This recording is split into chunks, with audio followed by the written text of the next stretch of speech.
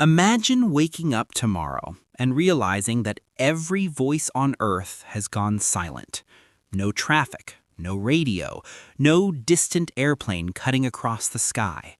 Just wind moving through empty streets.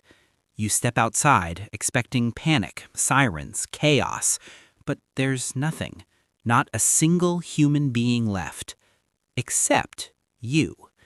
And then, just as the weight of that truth settles in, you see something move. If you click away now, you'll never know what it was. Before we step into this world, take a second to like the video and subscribe to the channel if you love deep, thought-provoking history documentaries. And I'm genuinely curious, where are you watching from right now? What time is it for you? What do you do for a living? Drop it in the comments. One day, someone might scroll through this video and see your words long after we're gone. Now, let's begin. The first thing you notice is not fear. It's the stillness. Morning light spills through your window exactly as it always has. Dust floats in golden beams. Somewhere in the distance, a car alarm wails, not because someone triggered it, but because it has been wailing all night, its battery slowly draining into nothing. The sound doesn't echo off traffic. It doesn't blend into conversation or engines or footsteps. It just hangs there. You reach for your phone. No notifications. No overnight messages. No signal bars. Just an empty symbol where connection used to be. At first, it feels like a glitch. A tower must be down, a power outage, a strange regional blackout. You open social media, expecting panic, headlines, confusion. Nothing loads. And somewhere deep inside you, a thin thread of unease begins to tighten. You step outside. The air smells the same. Damp pavement, faint gasoline, bread from the bakery down the street. But the bakery door is open. The lights are on. The ovens are still glowing orange. And there is no one inside. Flour dust coats the counter like fresh snow. You call out. Your voice sounds wrong, too loud, too exposed, as if the sky itself is listening. There is no answer. You walk farther. A bus sits abandoned in the middle of an intersection, doors open, engine silent. The driver's seat is empty. Coffee still rests in the cup holder. A bicycle lies on its side, wheels slowly turning in the breeze, as though someone just let go. It feels impossible. 7 billion people do not simply vanish, and yet every doorway you check confirms the same truth. Homes are mid-breakfast, showers are still warm, televisions flicker to static. In one apartment, a kettle shrieks endlessly on a stove that has boiled dry. You turn it off, and for a brief second, the silence deepens, as if you have just extinguished the last human sound on Earth. Your heartbeat becomes the loudest thing in existence. At first, the rational part of your mind fights back. This must be a mass evacuation, a government emergency. You turn on the radio in a parked car. You scroll through frequencies. Static. You try emergency channels. Nothing. In history, pandemics have emptied cities. The Black Death hollowed out medieval Europe. Entire villages vanished from plague and famine. But never in an instant. Never like this. You walk into the center of the city. Glass skyscrapers rise above you, reflecting a sky untouched by smoke or contrails. Traffic lights blink red to green to red again, obedient to routines that no longer matter. A digital billboard continues to advertise a sale that will never end. You shout again, louder this time. The word echoes down the concrete canyon and dissolves. And that is when the first realization truly lands. You are not searching for survivors anymore. You are searching for proof that you are not alone. You enter a hospital. Automatic doors fail to open. The power grid is beginning to falter. Inside, machines beep sporadically, powered by backup generators that won't last long. Hospital beds are empty. IV lines drip onto sheets. Surgical tools lie prepared under bright lights, as if a procedure had been moments from beginning. You check the nursery. Rows of cribs.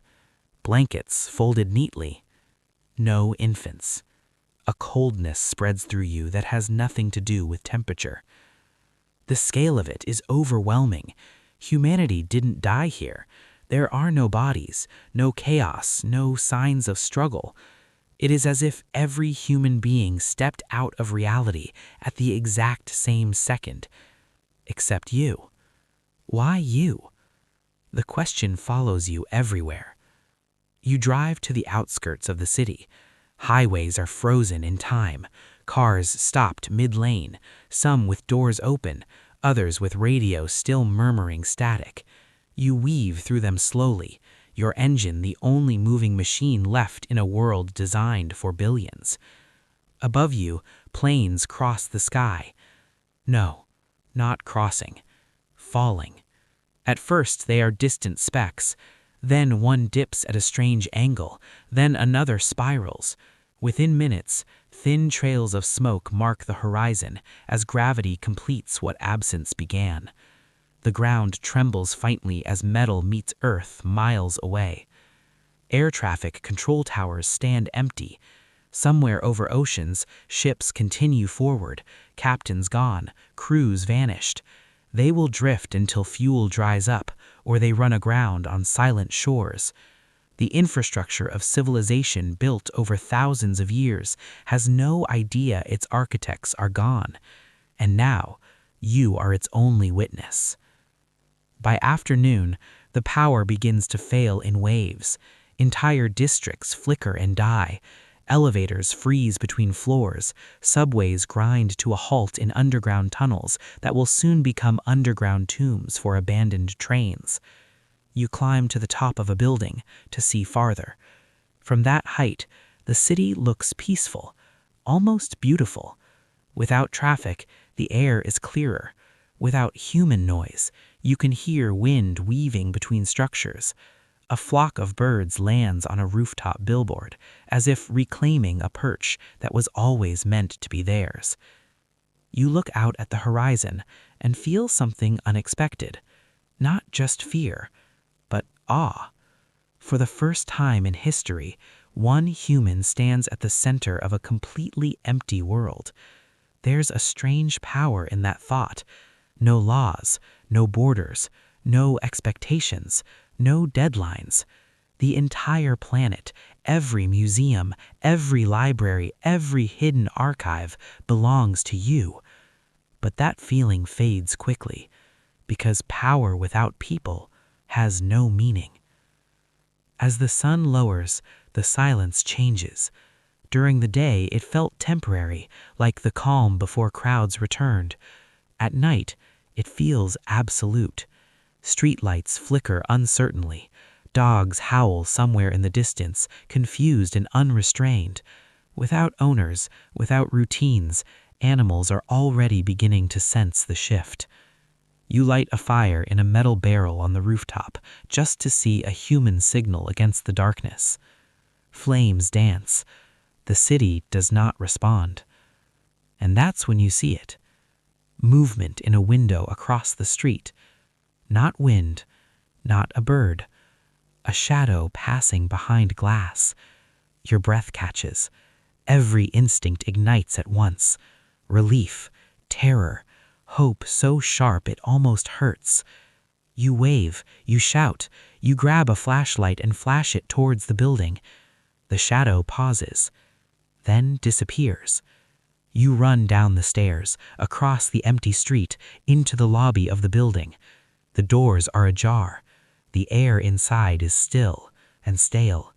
You call out again, voice cracking this time. No answer. You climb floor by floor, checking every room. Offices sit abandoned mid-meeting, papers scattered across conference tables, computers glowing faintly on backup power. You reach the window where you saw it. Nothing. Only your reflection staring back at you in the dark glass. You tell yourself it was stress, a trick of the mind. The The human brain is wired to detect faces and movement, even when none exist. In isolation, perception sharpens and distorts. But as you stand there, trying to steady your breathing, you hear something else, a sound from the stairwell. Soft, measured, not wind, not settling metal. Footsteps. They stop when you stop breathing. And for the first time since morning, the silence is no longer empty. It is listening. The footsteps do not come closer. They do not retreat. They simply exist, somewhere in the concrete throat of the stairwell, patient, unhurried, as if whatever made them understands that time no longer belongs to anyone. You wait. Minutes stretch. Your pulse pounds so loudly you begin to doubt whether you heard anything at all. The human mind is an extraordinary machine, but it has one fatal flaw. It refuses to accept isolation. When it cannot find connection, it manufactures it. History has seen this before. Long before cities and satellites, long before the illusion of global permanence, there were people who believed they were alone in the world. Some were wrong. Some were right. All of them left echoes behind, stories that now feel less like curiosities and more like warnings. In 1704, a young sailor named Alexander Selkirk was abandoned on a remote island in the Pacific after a dispute with his captain. The island would later become known as part of the Juan Fernandez archipelago, but to Selkirk, it was simply the edge of existence. No ships passed. No voices called his name. For 4 years and 4 months, he lived with nothing but goats, wind, and the sound of his own breathing.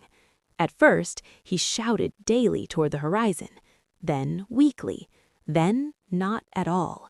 He began talking to himself, not out of madness, but survival. Language, he discovered, is not just for communication, it is a mirror.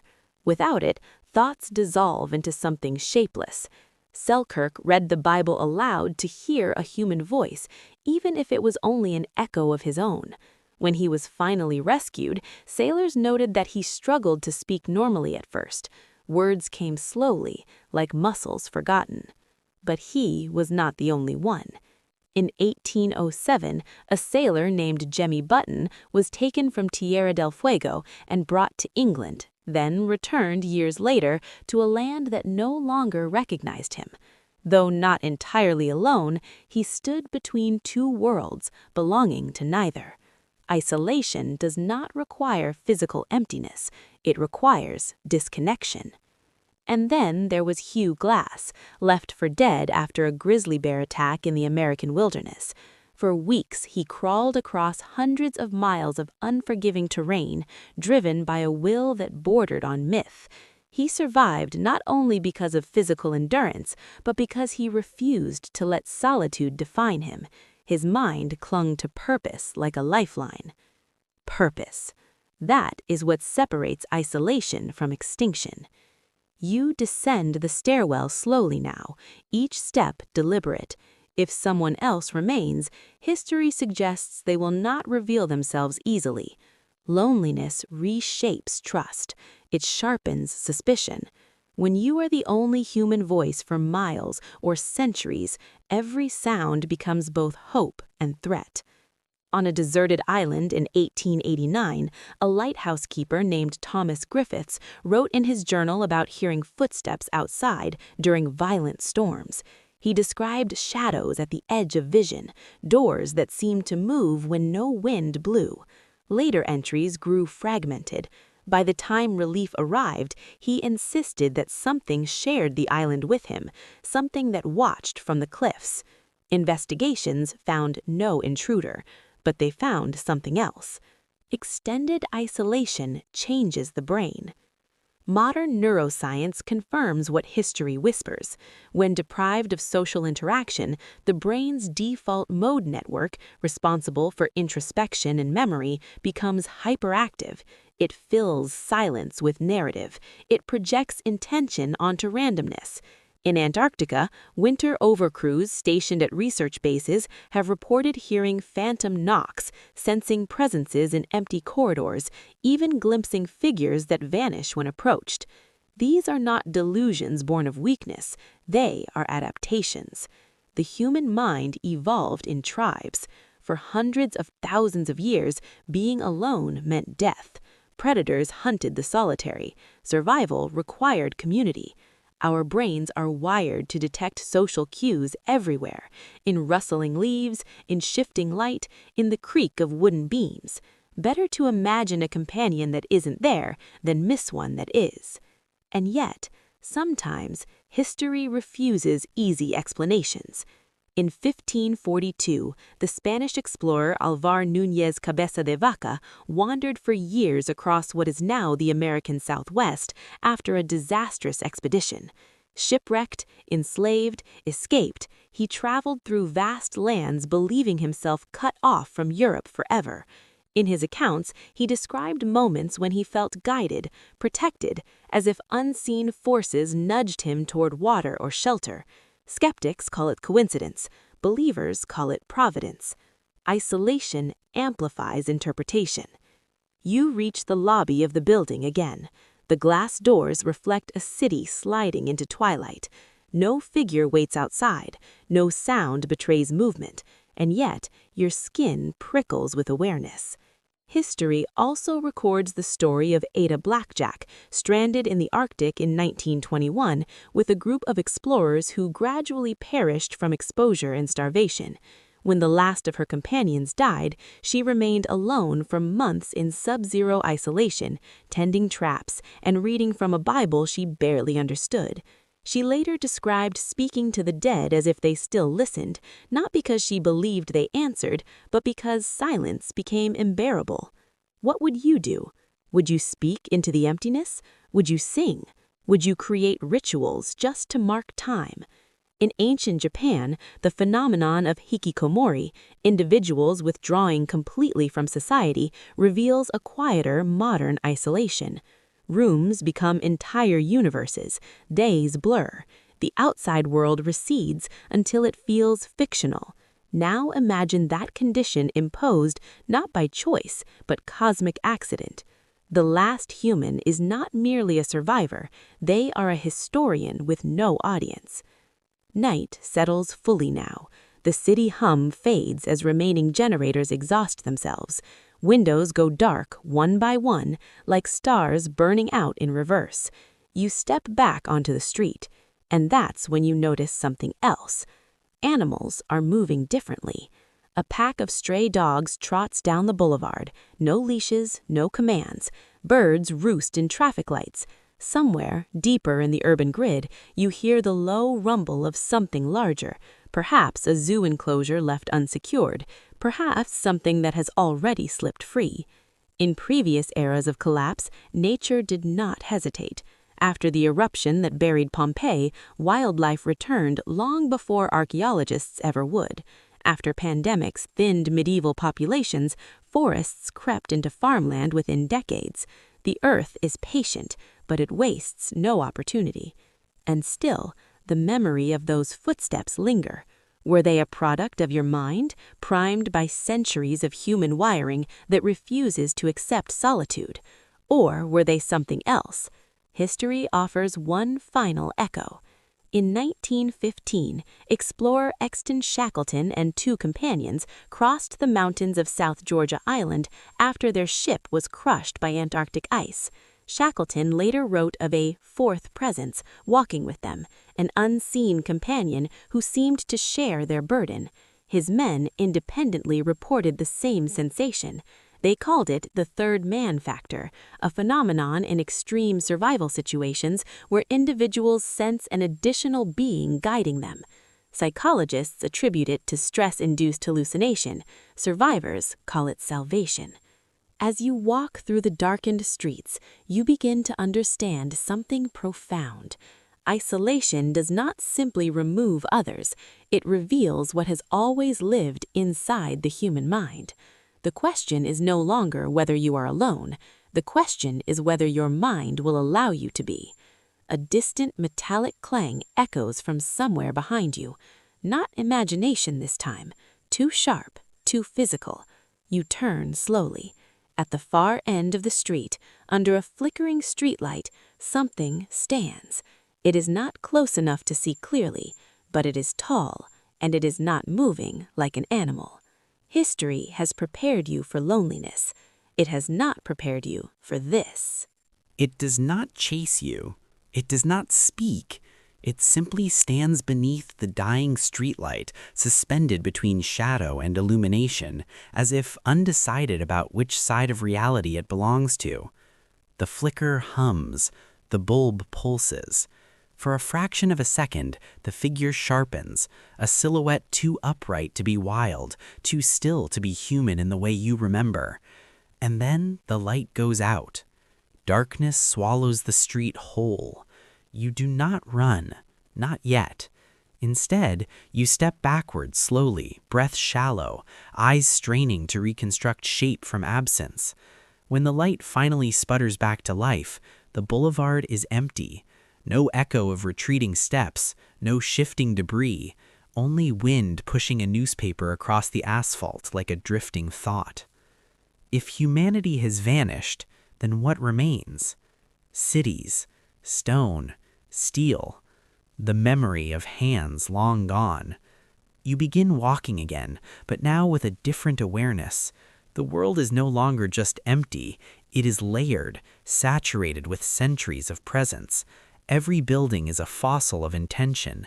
Every cracked sidewalk holds the imprint of millions of footsteps that will never fall again. History has seen this before.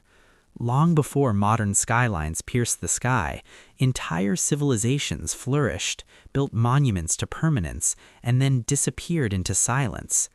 Today, their ruins stand not as graves, but as witnesses. In southern Italy, the city of Pompeii was preserved in ash after the eruption of Mount Vesuvius in 79 AD. When archaeologists uncovered its streets nearly 1,700 years later, they did not find empty shells. They found frozen moments, loaves of bread still in ovens, tools laid out mid-task, graffiti scratched into plaster walls, lives interrupted, not concluded. You think of the bakery this morning, flour in the air, ovens still warm. Pompeii was not destroyed slowly, it was swallowed in hours. The citizens never imagined they were living their final morning.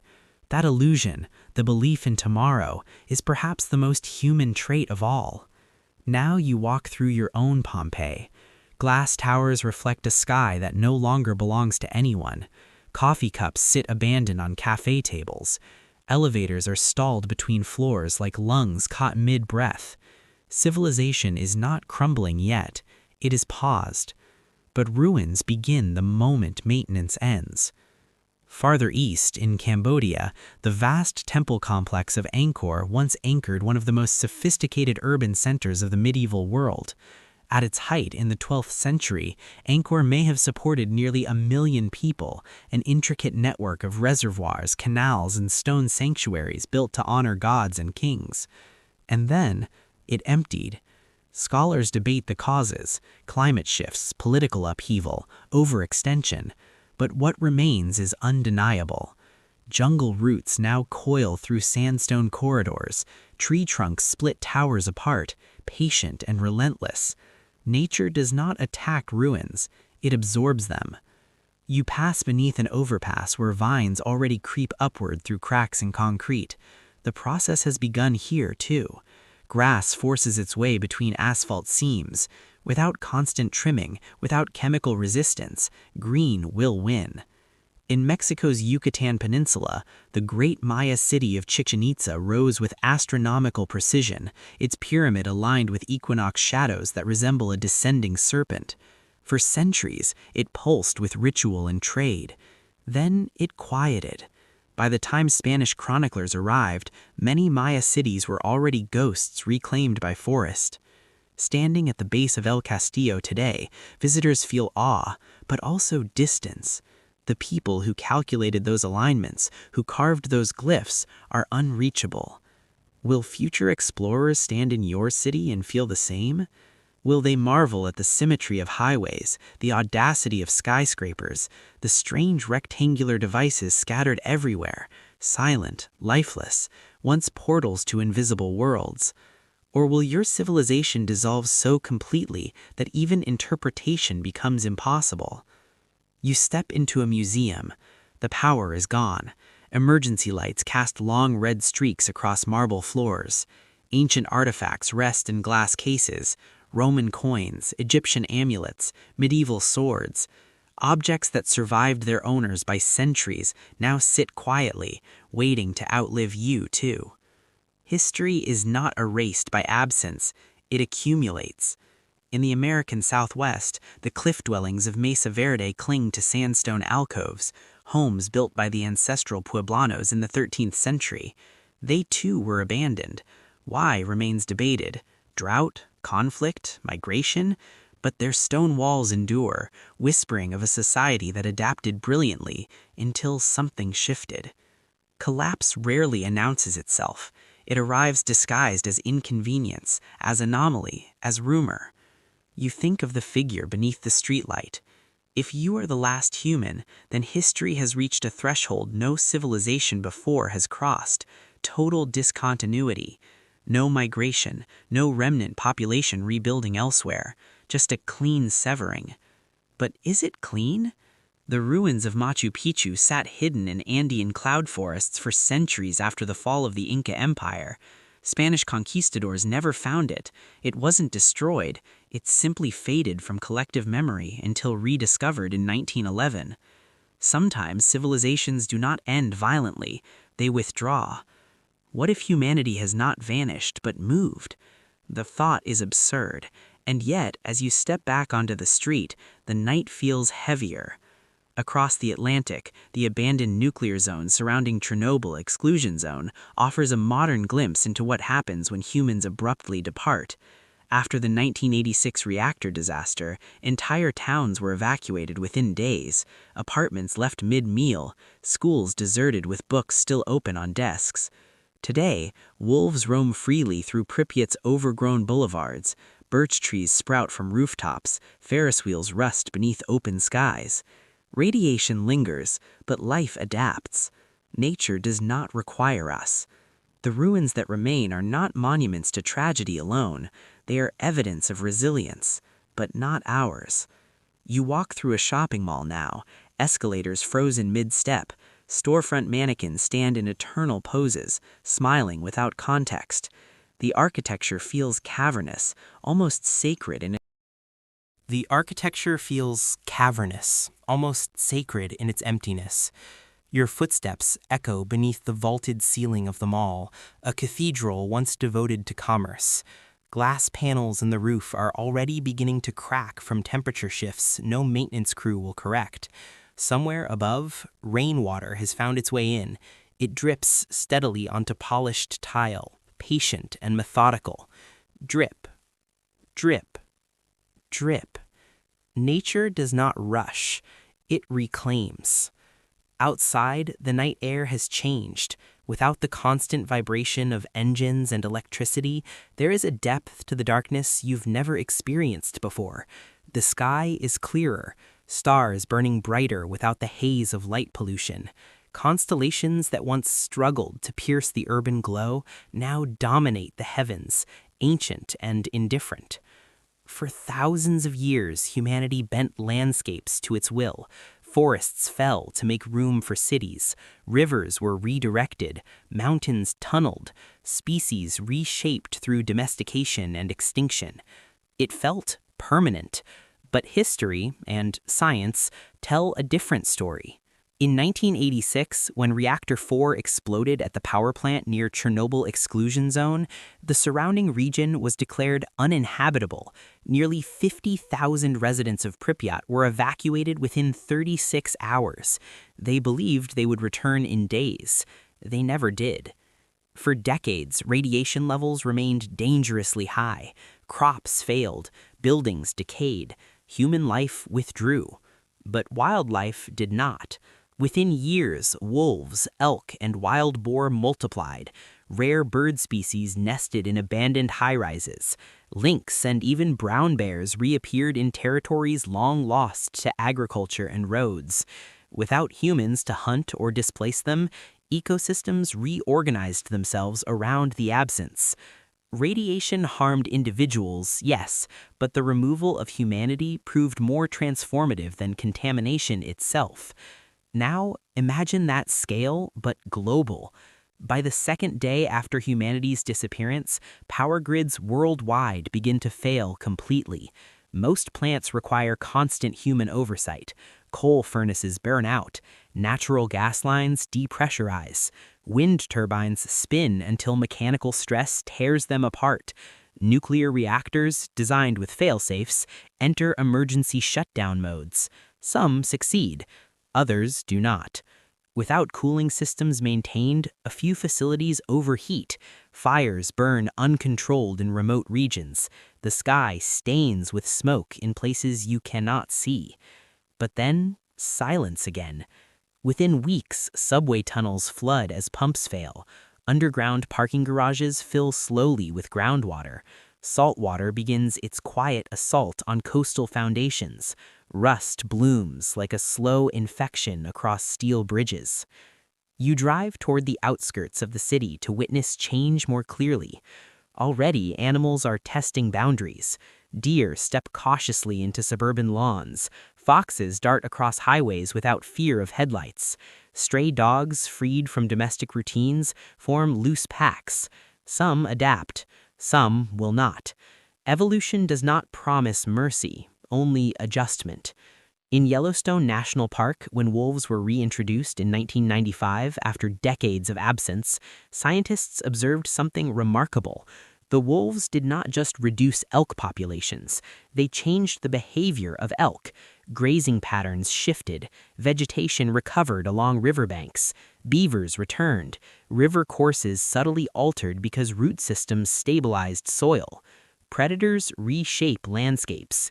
Humans were the ultimate apex species. Remove them, and the trophic cascade ripples outward. Grass pushes through cracks in the highway median now. Without herbicides, seeds germinate freely. Urban trees grow unchecked, branches stretching toward abandoned balconies. Ivy creeps up office towers, searching for purchase. Within a year, most untreated buildings begin to deteriorate visibly. Wooden structures rot from trapped moisture. Termites flourish. Roofs sag beneath accumulated debris and weather cycles. In colder climates, freeze-thaw patterns split concrete. In tropical zones, humidity accelerates decay at an astonishing speed.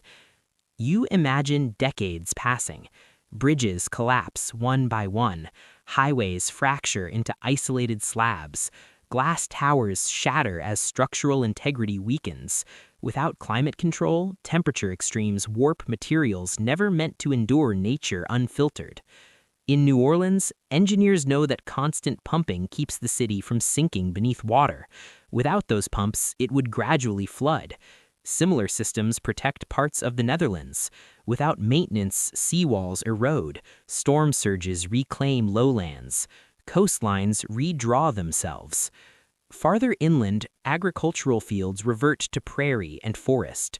Crops bred for human consumption struggle without cultivation. Corn and wheat, highly dependent on controlled planting cycles, give way to wild grasses and opportunistic species. Cattle wander free until predators or starvation reduce their numbers. Chickens scatter into woodlands, some adapting into feral populations. Pigs, astonishingly adaptable, revert quickly to wild boar-like forms within generations, tusks thickening, coats darkening. Domestication is not permanent. It is a contract, and humanity has just broken it. You walk through a residential neighborhood now. Lawns are knee-high with growth. Mailboxes lean. A child's bicycle rusts beside a tree that is already splitting the pavement. The air feels different, thicker with pollen, alive with insect hum. Bees, spared pesticides, flourish in some regions. In others, invasive species surge unchecked. Without coordinated management, Ecosystems fluctuate wildly before stabilizing. The planet does not heal uniformly. It reorganizes chaotically. Centuries from now, most modern structures will be unrecognizable. Steel skeletons will corrode, wooden beams will collapse. Only certain materials endure: stone, some reinforced concrete, and plastic. Plastic. It lingers in oceans and soil, resistant to decay. Even as forests reclaim cities, fragments of polymer will remain embedded in sediment layers, a geological signature of a vanished species. Future geologists, if any exist, will name this boundary the Anthropocene, the human layer. You reach the edge of the city where forest begins. The boundary is already blurring. Saplings sprout in parking lots. Moss coats abandoned cars. Wind carries seeds into open windows. And then you hear it again. Movement behind you. Closer this time. Not the skitter of an animal. Not the rustle of leaves. Footsteps. Measured. Intentional. You turn. At the edge of the overgrown boulevard, partially obscured by shadow and rising mist, stands the figure once more. It is moved nearer than before, still upright, still watching. For a moment, the wind dies completely. Even the insects seem to pause. Nature is reclaiming the world, but something else is moving through it, and whatever it is, it walks like it remembers cities. It does not rush you. It does not retreat. It simply stands at the seam where city becomes forest, where concrete fractures into soil, as though it belongs to both worlds. You feel something shift inside you. Until now, survival has been physical: food, shelter, water, observation. But this is different. This is psychological gravity pulling at the edges of your sanity. Because if you are the last human, then that silhouette cannot exist. And if it does exist, then you are not the last. The mind does not tolerate paradox easily. Throughout history, isolation has not only tested the body, it has rewritten the brain. In the early 1960s, a series of sensory deprivation experiments placed volunteers in soundproof rooms, floating in saltwater tanks, cut off from external stimulation. Within hours, participants began reporting hallucinations: shapes in darkness, voices in silence, entire conversations unfolding without sound. The brain, deprived of input, generated its own reality. It was not weakness, it was adaptation. Your mind evolved in a social ecosystem. For hundreds of thousands of years, humans survived not as individuals, but as tribes. Eye contact regulated emotion, touch stabilized stress hormones, conversation structured thought. Without these anchors, the brain searches desperately for patterns. You take a slow step backward. The figure does not move. There is a phenomenon documented by psychologists called the third man factor. Survivors of extreme isolation, mountaineers, polar explorers, shipwrecked sailors, have described sensing an unseen companion guiding them through peril. During the 1915 Antarctic expedition led by Ernest Shackleton, members crossing South Georgia Island independently reported the feeling that a fourth presence walked beside them. No fourth man existed, but every one of them felt it. Under extreme stress, the brain can externalize fragments of itself, creating the illusion of another consciousness to share the burden. A coping mechanism so convincing that it feels divine. Is that what you are seeing? Or is your mind now beginning to fracture under the weight of silence? You haven't spoken in hours. Try it. You clear your throat and call out, "Hello?" The word sounds brittle, almost foreign. It shatters against the empty boulevard and dissolves into trees. The figure tilts slightly. Not a step, just a subtle shift like acknowledgement. Your pulse spikes. Social isolation triggers measurable neurological changes. Brain scans of individuals subjected to prolonged loneliness show heightened activity in regions associated with threat detection. The amygdala becomes hyper-alert. Every shadow is evaluated as potential danger. Every noise carries amplified significance. In prisons, solitary confinement beyond even a few weeks often results in anxiety, paranoia, and cognitive decline. Memory falters. Emotional regulation erodes. The sense of time warps beyond recognition. And you have only been alone for a day? Or has it been longer? Already the hours blur. Without conversation, without shared reference points, time becomes slippery. Morning and evening are defined only by light. Days stretch and compress unpredictably. Your internal clock begins recalibrating without external reinforcement. You take another step backward. The figure advances one, deliberate, measured, close enough now that you can see its outline more clearly, shoulders, head, arms hanging at its sides. It moves like you. That realization hits harder than fear, because animals move differently. Even primates carry a distinct rhythm. This silhouette mirrors human posture too precisely. Weight distribution, gait, balance. But it is too silent. Even you make sound when you walk. Fabric brushing, gravel shifting. This presence glides with unnatural quiet.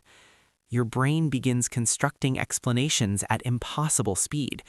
Another survivor, a hallucination, a memory projected outward, a fragment of yourself. Isolation does something else profound. It destabilizes identity. We know who we are partly through reflection in others. Facial expressions mirror back. Language affirms existence. Social roles define behavior. Without other humans, who are you? Not an employee, not a citizen, not a friend, not a child or sibling or colleague. You are reduced to something far older, a solitary primate on an open plain. And perhaps that is why your mind strains so violently against the void, because evolution never prepared you to be singular. Even prehistoric humans moved in bands. The last human has no evolutionary blueprint. You whisper now instead of shouting. Who are you? The question trembles in the air. The figure stops, and for a moment, a long, unbearable moment, it lifts its head slightly, as if studying you. You feel seen, and that may be more terrifying than being alone. In 1971, during the Stanford prison experiment, participants placed in artificial roles began internalizing those identities with alarming speed. Context shapes perception. Remove context, and the mind searches for structure anywhere it can find it. Is this figure your mind creating structure? A companion? An adversary? A witness? Without another human to confirm reality, your own senses become suspect. You begin questioning everything. The sound of wind through broken windows, is it whispering? The flicker of shadow across brick, is it movement? Sleep will not come easily tonight. Sleep deprivation further amplifies hallucinations. Studies show that after just 24 hours without rest, cognitive impairment mirrors intoxication. After 72 hours, visual distortions and emotional instability escalate dramatically, and stress hormones are already flooding your system. The figure takes another step forward, close enough now that you can distinguish clothing, or something resembling it. Tattered fabric, or is it shadow clinging unnaturally to form? Its face remains obscured. You want to run, but you also want to know. Curiosity is humanity's most dangerous gift. It built civilizations, it split the atom, it sent machines beyond the solar system, and now it roots your feet to cracked asphalt instead of letting instinct take over. The wind shifts, a strand of hair falls into your eyes. You blink. For half a second, it's gone. Your heart leaps into your throat. You scan the boulevard wildly. Nothing. Forest to the left, silent buildings to the right, empty roads stretching behind. Then you feel it, not see, feel, a presence directly behind you, close enough that if it breathed, you would sense warmth. The human mind, when pushed to the edge of isolation, begins collapsing boundaries between internal and external. Thoughts echo louder, memories feel immediate, imagination bleeds into perception. You turn slowly. There is no one there, but on the pavement at your feet, illuminated by starlight, 2 sets of footprints, yours and another pair, perfectly aligned beside them. The second set of footprints does not fade. They are pressed into the thin film of dust that has begun settling over the abandoned road. The impressions are fresh, crisp, parallel to yours. You kneel slowly, heart hammering, and place your hand beside one of them. It is the same size as yours, the same depth. Whatever walks this silent earth carries weight. For a moment, fear recedes, replaced by something far more complex. If there are 2 sets of footprints, then history has not ended. It has split. You stand again and look toward the horizon, toward the sleeping city where human voices once layered over one another in endless waves of conversation. Humanity always believed it would leave something behind, not just ruins of stone and steel, but proof, a record, a message to whatever came after. Now you are both the sender and the receiver. In 1977, a spacecraft no larger than a small car launched from Earth carrying humanity's most ambitious time capsule. Bolted to its side was a golden phonograph record, etched with sounds and images intended for any intelligence that might encounter it drifting through interstellar space. The probe was called Voyager 1. On that record, greetings in 55 languages, the sound of wind, thunder, a heartbeat, laughter, music from Bach to Chuck Berry, instructions on how to play it, a map locating Earth relative to pulsars. It was humanity's cosmic whisper, a declaration. We were here. You imagine that probe still traveling outward now, billions of miles away, beyond the heliosphere, into the dark between stars. Long after cities crumble and forests swallow highways, Voyager will continue its silent journey. It may outlive the last human by millions of years.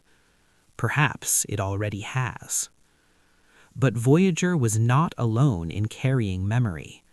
Deep within the Arctic permafrost, on the island of Spitsbergen, lies the Svalbard Global Seed Vault, a frozen archive preserving millions of crop seeds from around the world. It was built to safeguard biodiversity against catastrophe, against war, against climate collapse, against extinction. Steel doors sealed against ice, shelves lined with seeds representing thousands of years of agricultural evolution, wheat from the Middle East, rice from Asia, maize from the Americas. Humanity prepared for disaster, but it never prepared for disappearance. Elsewhere, in a former coal mine in Kansas, vast underground vaults store digital backups, photographs, legal documents, entire libraries converted into binary code. Data centers hum in remote deserts and beneath mountain ranges, preserving fragments of collective memory. But servers require power, cooling systems, maintenance. Within days of abandonment, hard drives overheat or fail. Within months, magnetic storage begins degrading. Within decades, most digital information vanishes into unreadable noise. The internet, once thought immortal, decays faster than stone. Paper, ironically, may last longer. You return to the museum. Emergency lights have finally died, leaving the interior in darkness pierced only by moonlight filtering through cracked skylights. You move past ancient artifacts toward a modern exhibit, one dedicated to space exploration. There, behind protective glass, rests a replica of the Golden Record. You stare at it for a long time. Humanity feared being forgotten more than it feared death. From the pyramids of Egypt to medieval illuminated manuscripts, from carved runestones in Scandinavia to graffiti in Pompeii, people have always etched their existence into matter. Kings inscribed victories into stone. Artists painted ceilings that defied gravity. Parents wrote names in family Bibles, hoping descendants would remember. But what happens when there are no descendants? What does legacy mean when you are the final link? You walk deeper into the exhibit and find a display describing the Arecibo message, a radio transmission sent in 1974 toward a distant star cluster. A binary-coded image of a human figure, DNA structure, and our solar system. A broadcast across 25,000 light years. It will take that message 25,000 years to arrive, and 25,000 more for a reply, if one comes. By then, Earth may be unrecognizable. You begin to understand something unsettling. Humanity's greatest messages were never meant for itself. They were aimed outward, upward, into the void. Perhaps we always suspected we were not alone. You step outside again. The night feels different now, heavier with implication. If another presence walks this planet, perhaps it has seen our messages. Perhaps it understands them. Or perhaps it has left its own. You think of ancient monuments whose purposes remain debated, the massive stone heads of the Olmecs, the Nazca lines etched into desert plains visible only from above. Göbekli Tepe, a prehistoric site older than the pyramids, built by hunter-gatherers before agriculture even existed. Why build something meant to last millennia, unless you hoped someone, someday, would see it? The second set of footprints continues beside yours as you walk, not always visible, sometimes fading, sometimes reappearing. A pattern, a companion, or a response. You begin speaking again, not to fill silence, but to test it. If you're real, you say quietly, you've seen what we built.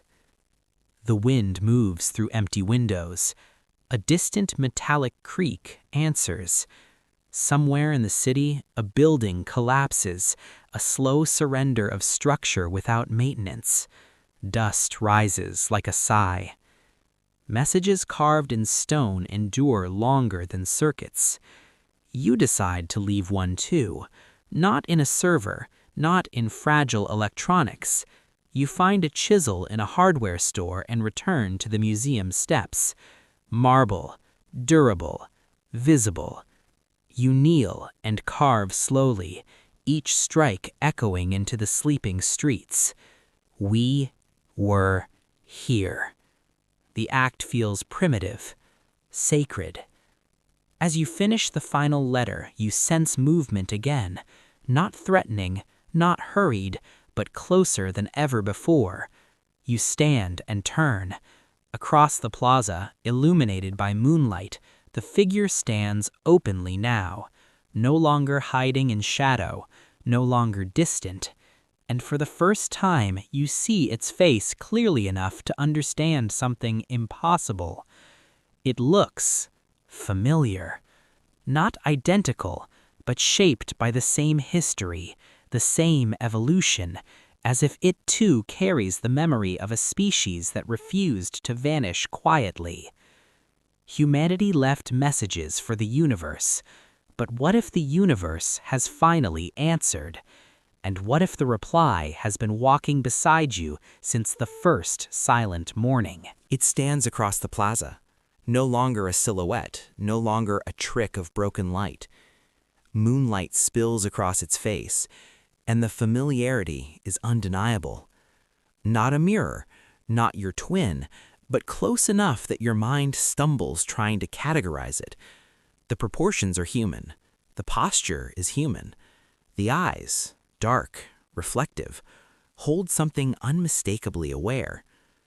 For the first time since the silence began, you are certain of one thing. You are not alone. But history has taught us that when civilizations confront the unknown, recognition is rarely immediate.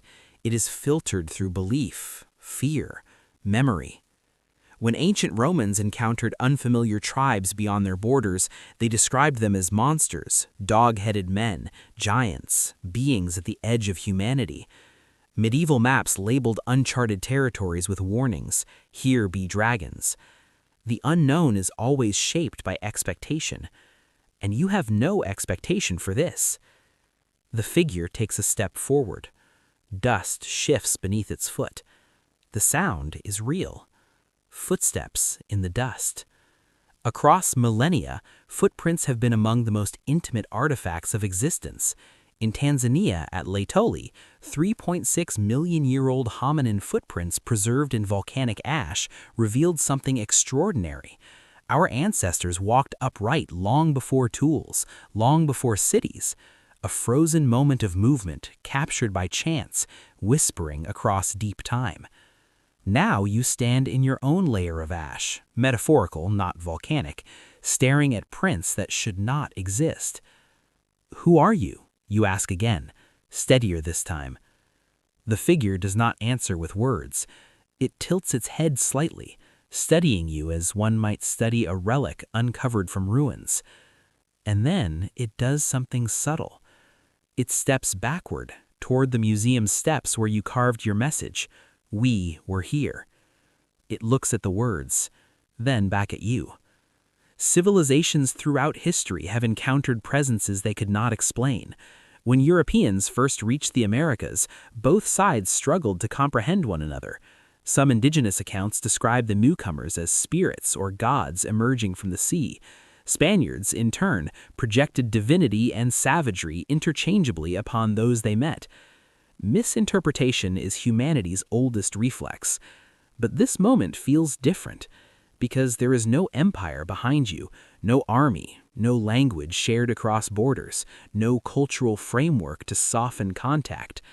Only two beings in a world stripped bare. The figure approaches the carved letters slowly. It reaches out. Its fingers brush the stone. You feel your breath catch. It traces the grooves of the words, the grooves you made minutes ago, as if reading by touch rather than sight. History has countless examples of contact myths, angels descending in luminous forms, spirits walking forests at night, ancestral guardians guiding lost travelers. In Japan, stories of yokai, strange beings inhabiting liminal spaces, often emerge during periods of social upheaval.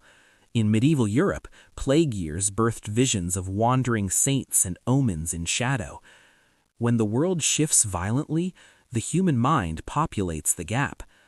But this presence casts a shadow. It leaves footprints. It disturbs dust. It occupies space.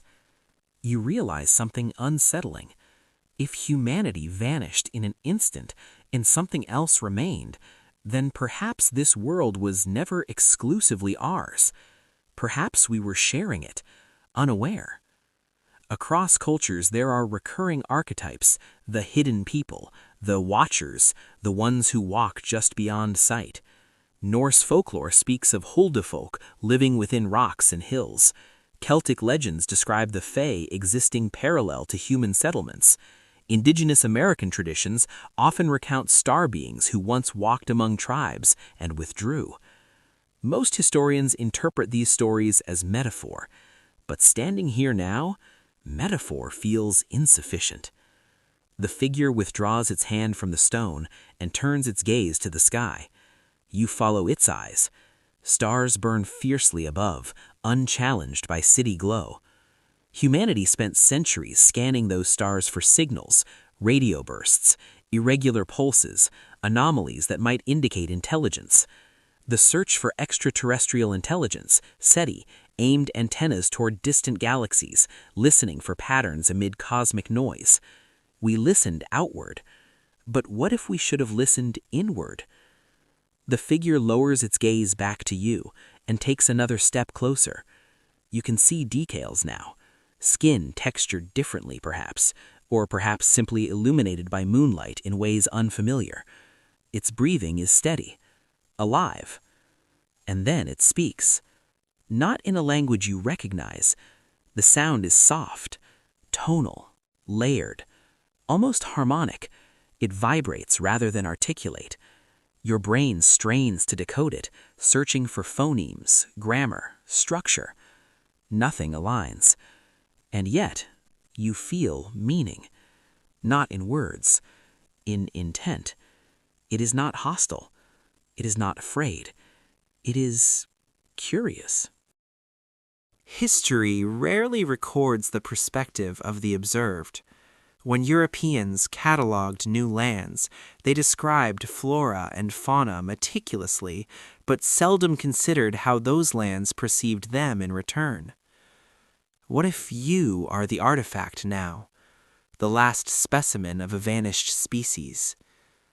The figure circles you slowly, not threatening, but studying.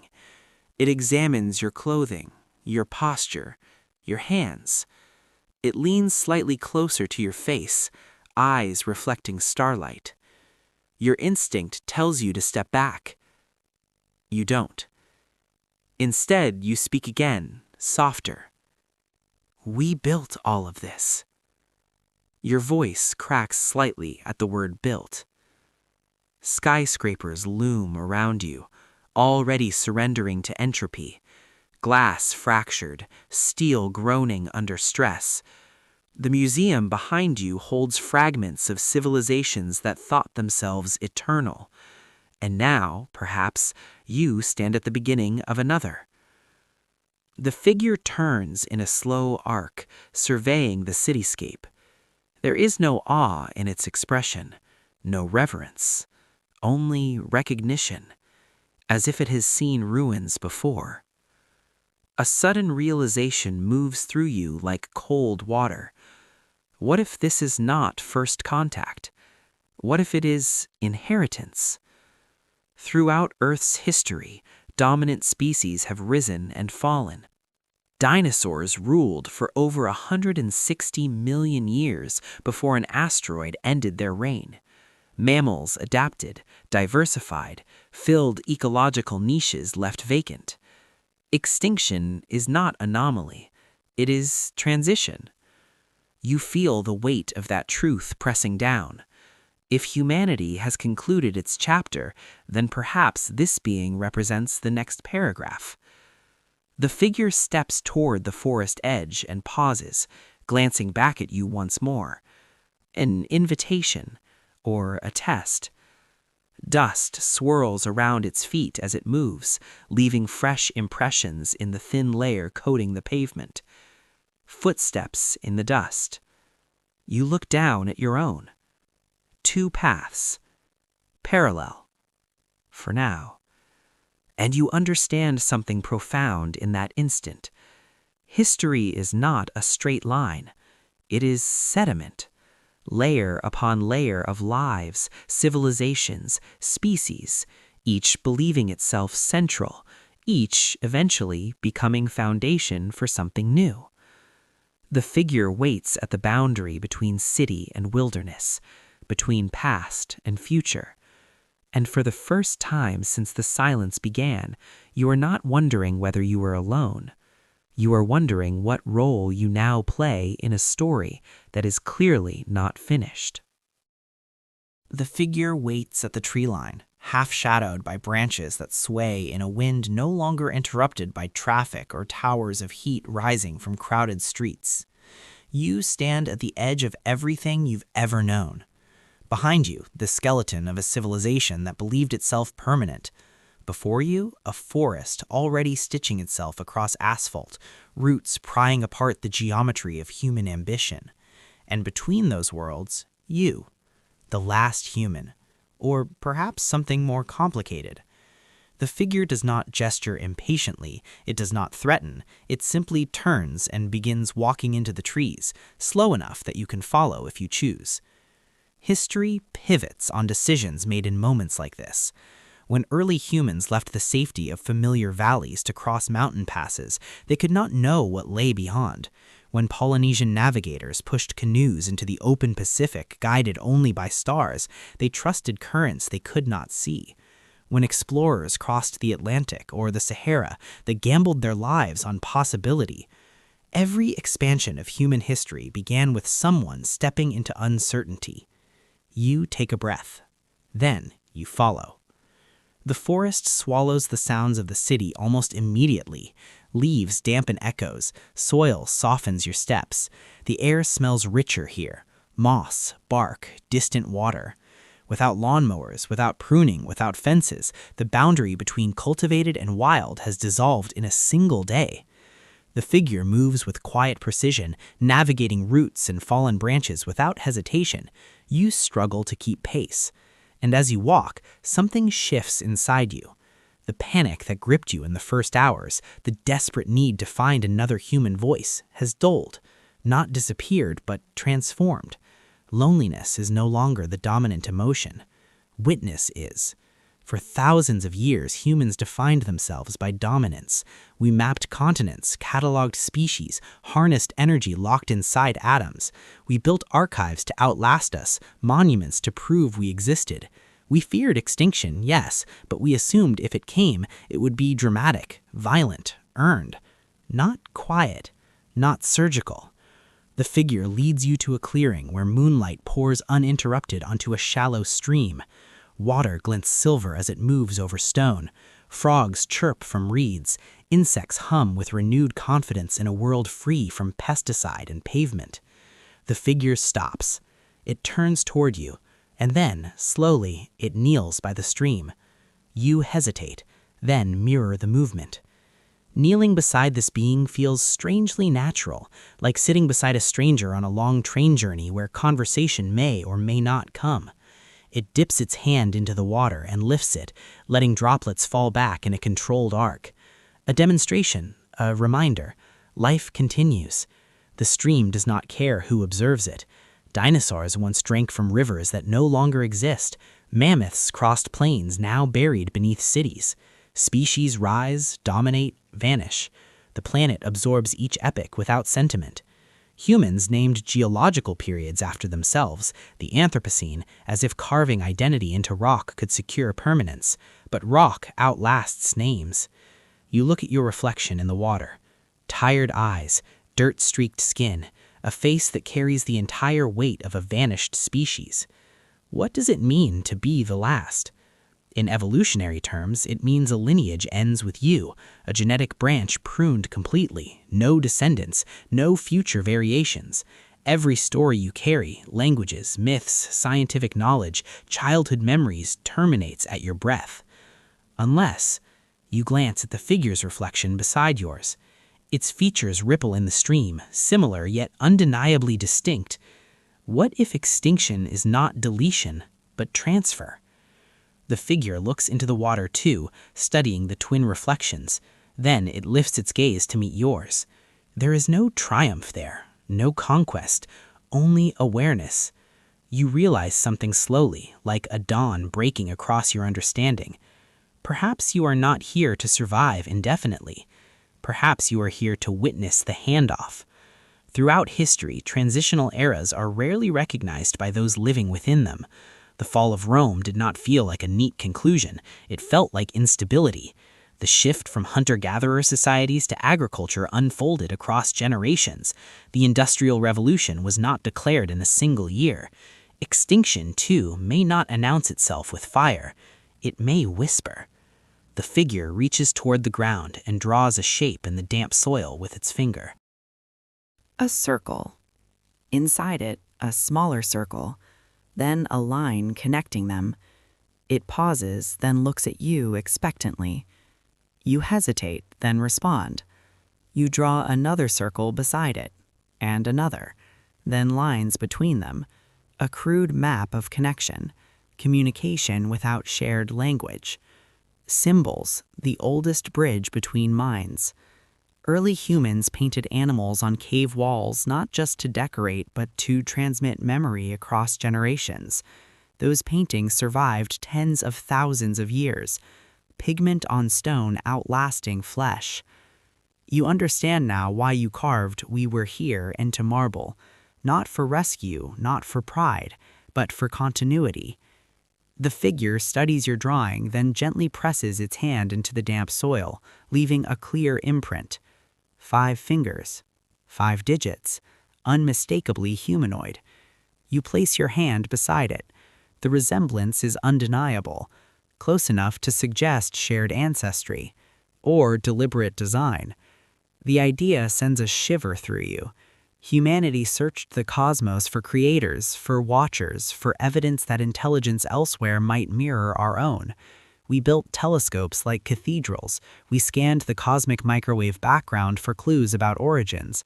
But perhaps the answer was never in distant galaxies. Perhaps it was here, layered quietly alongside us, waiting for our noise to subside. The forest feels less alien now, less threatening. You are not prey here. You are participant. The figure rises slowly. It steps back toward the deeper woods, then stops and looks at you one final time. In its gaze, you sense a question, not spoken but clear. Will you cling to ruins, or step into what comes next? You think of the city behind you, the museum steps, the carved words, the crumbling towers that once defined success. You think of the golden record hurtling through space, carrying laughter into endless dark. You think of seeds frozen beneath Arctic ice, waiting for hands that may never come. Humanity feared being forgotten, but maybe being remembered is not the same as continuing. You stand. The stream flows on. Somewhere far away, a building finally collapses entirely, surrendering to gravity and time. The sound does not reach you here. The forest absorbs it. You take one step forward, then another, not as the last human desperately searching for survivors, but as the first witness of a new epic.